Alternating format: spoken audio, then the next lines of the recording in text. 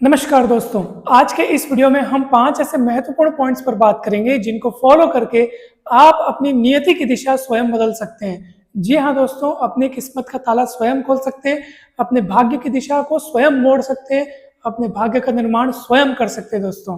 तो 5 ऐसे महत्वपूर्ण पॉइंट कौन कौन से, आइए देखते हैं। सबसे पहले नंबर पे है विचारों की शुद्धि।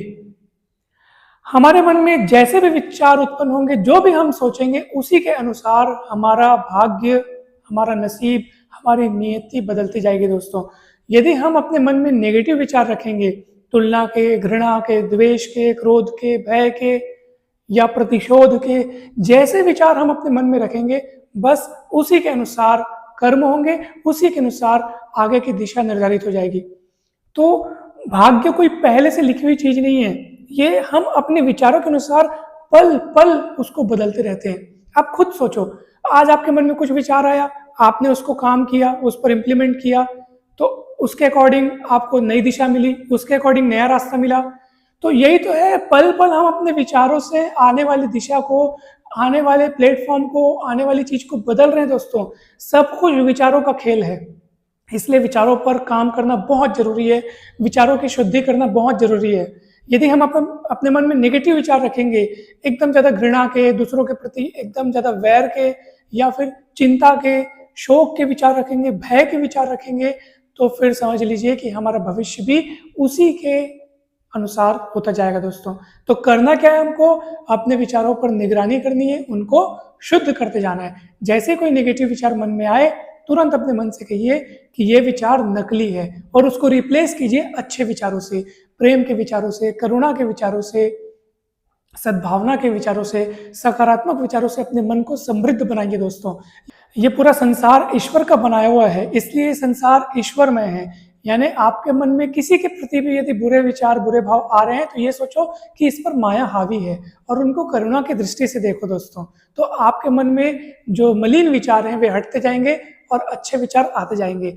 जितने अच्छे विचार होंगे, जितने श्रेष्ठ विचार होंगे, उतना ही उज्जवल भविष्य होते जाएगा। तो विचारों को श्रेष्ठ बनाइए, ऑटोमेटिक आपकी किस्मत का ताला खुलते जाएगा दोस्तों। सेकंड नंबर पे है किसी का बुरा न सोचना। किसी के प्रति भी अपने मन में बुरे विचार न लाएं। द्वेष के, घृणा के, प्रतिशोध के विचार दूसरे को नुकसान नहीं पहुंचाते, वो हम ही को नुकसान पहुंचाते हैं। यदि हम अपने मन में किसी के प्रति घृणा रखें, नफरत रखें, क्रोध रखें, और ये सोचें कि भैया दूसरे को नुकसान पहुंचे, तो ऐसा नहीं होगा। किसी से भी नफरत रखना या किसी के प्रति बुरा सोचना ठीक वैसा ही है कि जहर हम पिए और सोचे कि दूसरा मर जाए। ऐसा तो नहीं होगा ना भाई, हम जहर पिएंगे तो हम ही मरेंगे। तो किसी के प्रति एकदम द्वेष रखना या दुश्मनी रखना और सोचना कि उसका बुरा हो जाए, उसका एकदम अनिष्ट हो जाए, उसका नुकसान हो जाए, नहीं होने वाला, हमारा ही नुकसान होगा। क्यों? क्योंकि विचार कहाँ उत्पन्न हो रहे हैं? हमारे मन में। तो गंदा किसको करेंगे? हमारे मन को करेंगे। बुरा किसको पहुंचाएंगे? हमारे को पहुंचाएंगे। जहां विचार का बीज है, वहीं सब गड़बड़ होगी दोस्तों। तो अपने विचारों पर ध्यान देना बहुत जरूरी है। और ये कैसे कर सकते हैं हम लोग? जैसे ही नेगेटिव विचार आ रहे हैं, उनको आपको पकड़ना नहीं, उसमें चिपकना नहीं, उस पर विश्वास नहीं करना है। हमको सिर्फ उनको जाने देना है, साक्षी भाव से देखना है और जाने देना है। और जो अच्छे विचार हैं, उनको बार बार सोच के उनकी वृद्धि करनी है दोस्तों। जिनके विचारों की क्वालिटी अच्छी है ना, उसका परिवेश कितना ही बेकार क्यों ना हो, वो हमेशा खुश रहेगा।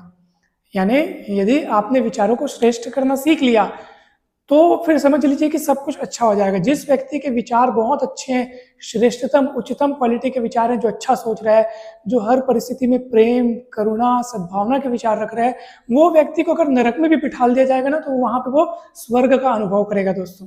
और जिस व्यक्ति के मन में एकदम ज़्यादा द्वेष भरा हुआ है, क्रोध भरा हुआ है, दूसरों के प्रति एकदम ज़्यादा बुरी भावनाएं भरी हुई है, उसको अगर स्वर्ग में भी बिठा दे, तो भी उसको नरक जैसा लगने लगेगा। यानी कि मन का कितना अहम रोल है दोस्तों। मन ही हमारा सबसे बड़ा मित्र और मन ही हमारा सबसे बड़ा शत्रु है। तो अपने मन को अपना मित्र बनाएं, अच्छे विचार रखें, और जब आप अच्छे विचार रखेंगे तो ब्रह्मांड भी आपका साथ देगा और आपकी इच्छा पूरी करने में आपकी मदद करेगा दोस्तों। तीसरे नंबर पर है कृतज्ञता। दोस्तों, सबसे पहले तो आप ये देखिए कि आपकी लाइफ में क्या क्या अच्छी चीजें हैं, भगवान की कितनी कृपाएं हैं। घर, गाड़ी, जो कुछ भी आपके पास है, जो कुछ भी आपके पास है, पहनने को कपड़े हैं, सांस लेने को वायु है। मतलब आप छोटी से छोटी चीज से लेकर बड़ी से बड़ी चीज को देखिए जो आपकी लाइफ में है, और जिनके लिए आप शुक्र करना चाहते हैं, भगवान का धन्यवाद देना चाहते हैं, उनकी गिनती कीजिए। आप पाएंगे ऐसी अनगिनत चीज़ें हैं जो ईश्वर की कृपा के रूप में हमारे जीवन में है दोस्तों, और उनके लिए ईश्वर का धन्यवाद कीजिए। लोगों की वजह से आपके जीवन में जो अच्छी अच्छी चीज़ें हैं, लोगों से जो आपको लाभ मिल रहा है, जो सुख मिल रहा है, उनके लिए उनको धन्यवाद कीजिए। जब हमारे जीवन की चीज़ों के लिए हम धन्यवाद अर्पित करते हैं तो इस बात की गारंटी कई गुना बढ़ जाती है कि वे चीज़ें, वे अच्छी चीज़ें हमारे जीवन में और बढ़ेंगी। जिन चीज़ों के लिए आप धन्यवाद दोगे वो चीज़ें आपके जीवन में और बढ़ेंगी दोस्तों, ये एकदम तय है। तो कृतज्ञता प्रकट करना अपने आप में अपने जीवन में और अधिक कृपाओं को बढ़ाना है। जितनी अधिक हम कृतज्ञता प्रकट करेंगे, धन्यवाद ज्ञापित करेंगे सभी को, भगवान को भी और संसार के लोगों को भी, घर के सदस्यों को भी, कार्यस्थल के लोगों को भी धन्यवाद प्रेषित करेंगे, कृतज्ञता अर्पित करेंगे, कृतज्ञता व्यक्त करेंगे, तो समझ लीजिए कि ब्रह्मांड आपकी मदद करने लग गया दोस्तों। जैसे ही हम कृतज्ञता व्यक्त करते ना, कृतज्ञता व्यक्त करने का मतलब क्या है कि हम अपने मन से शिकायतों को हटा रहे हैं, कमियों को हटा रहे हैं, दूसरों में दोष देखने की चीज़ों को हटा रहे हैं, संसार में दोष देखना बंद कर रहे हैं। हमारे जीवन में कितना ही बुरा क्यों ना हो गया हो, वहां से ध्यान हटाकर जो जो चीज़ है, भगवान की अनगिनत कृपाएं हैं, उनमें ध्यान लगाइए दोस्तों। जब आप उसमें ध्यान लगाएंगे तो आपकी दृष्टि उन कमियों से हट जाएगी दोस्तों। ये सोचिए दोस्तों कि आज आपके जीवन में कौन कौन सी अच्छी चीज़ें, क्या क्या है आपके पास, और मन में जरा ये सोच करके देखिए कि अगर वो चीज़ें खो जाए तो क्या होगा, और बड़ा नुकसान हो सकता है। तो भगवान ने अगर कुछ बड़ा नुकसान कर भी दिया तो ये सोचो कि भैया इससे भी बड़ा नुकसान हो सकता था, अच्छा है भगवान ने इतने में ही निपटा दिया, आज मेरे पास ये चीज़ें हैं, मेरे पास घर है, मेरे पास, आप सोचो कि क्या क्या चीज़ें हैं और वो नहीं खोई हुई हैं, वो आपके पास हैं। तो उसके लिए धन्यवाद दो, जो चीज़ें हैं उनके लिए धन्यवाद दो दोस्तों, क्योंकि वास्तव में कुछ भी हमारा नहीं है। तो जो कुछ हमें मिला है उनके लिए हमको धन्यवाद देना चाहिए। हम दो आंखों से देख पा रहे हैं, संसार में कितने लोगों के पास आंखें नहीं है। हम अपने पैरों से चल पा रहे हैं, संसार में कितने लोगों के पास पैर नहीं है। हाथ हाथ नहीं है काम करने के लिए, हमारे पास हाथ है दोस्तों। तो भगवान ने कितनी अनगिनत कृपाएं की हैं हम पर, इसके लिए आप भगवान को धन्यवाद कीजिए।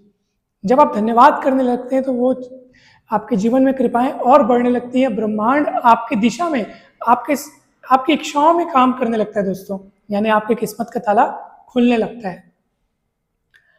चौथे नंबर पे अनुशासन दोस्तों, ये सबसे महत्वपूर्ण चीज़ है।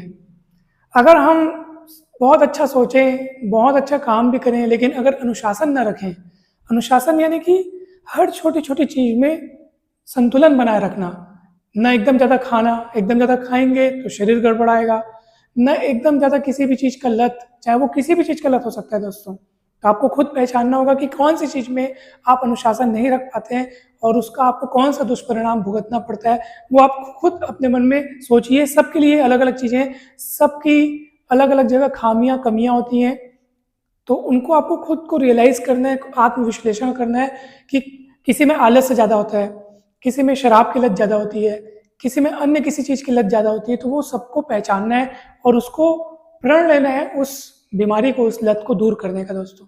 तो ये चीज़ जब हम करते हैं तो समझ लीजिए हम अपने आप को अंदर से स्ट्रांग बनाते हैं दोस्तों। और पांचवें नंबर पे विश्वास रखना है स्वयं पर और ईश्वर पर भी दोस्तों, जिसने इस संसार को बनाया है।